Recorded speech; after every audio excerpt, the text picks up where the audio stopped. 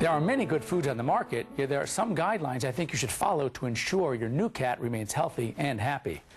As I mentioned earlier, if you elect to change your new pet's diet, I recommend you do it gradually over a few-day period to avoid intestinal problems like diarrhea. I recommend any of a number of supermarket commercial brands or pet store and veterinary premium brands. Any of these major brands will meet the needs of your cat. Be sure to look at the label and see that the product has been tested using the Association of American Feed Control Officials, or AAFCO, feed protocol. This testing will ensure the food is nutritionally adequate. You do, however, want to avoid the plain wrap or generic cat and kitten foods. As far as canned versus dry versus semi-moist, the choice is up to you, and more importantly, your cat. Some semi-moist foods contain a preservative, however, which may cause anemia in some cats, so make sure to check with your veterinarian. You've heard that cats are finicky? Well, it's true, and they often dictate what they will and won't eat. I suggest you feed kittens a kitten food for up to a year of age. Then you can switch to an adult food, and remember, you want to switch gradually. I recommend you offer a variety of foods so your cat won't end up with an exclusive preference for only one type of food or flavor. There is one important situation where you may not have free choice to feed just any food.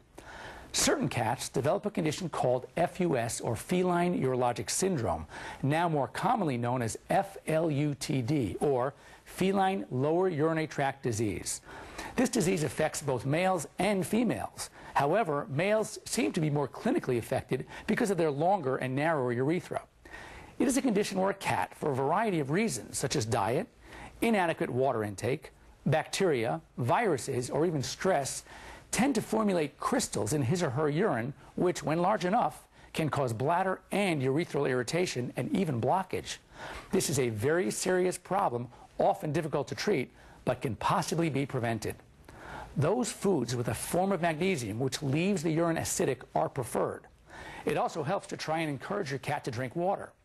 If your cat seems to have problems related to FLUTD, such as straining to urinate as evidenced by frequent but uneventful trips to the litter box, urinating in the sink or tub, failure to use the litter box, bloody urine, and excessive licking at his genital region, I recommend you immediately have him examined by a veterinarian.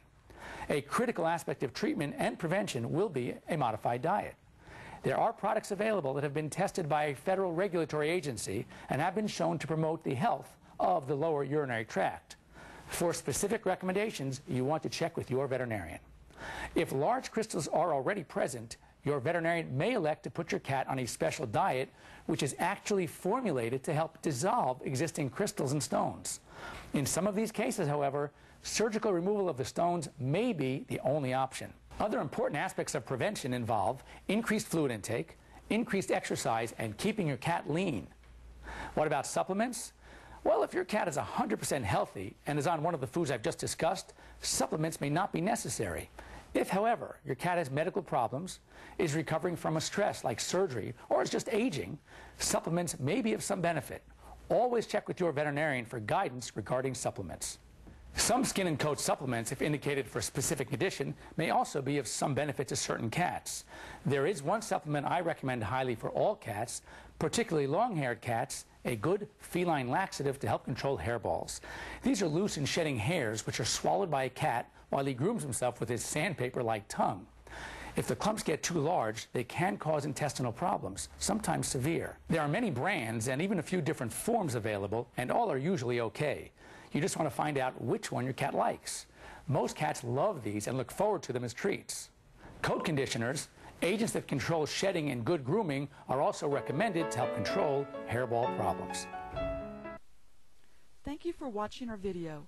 Please take a moment to visit our websites: Dr. Deborah Garrison at the Treshweek Veterinary Clinic, loveyourdog.com, loveyourcat.com, tvet.com, mypetcaretv.com, and petdocsoncall.com. Thank you, and we wish you and your pet a happy and long life.